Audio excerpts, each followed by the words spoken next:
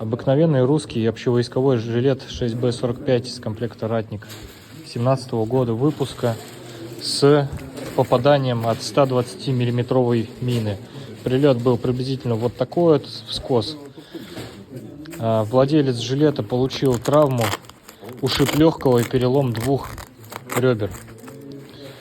Но остался жив, пролечился и дальше исполняет свой боевой долг в зоне специальной военной операции. Вот так вот выглядит бронеплита, в которую попал осколок.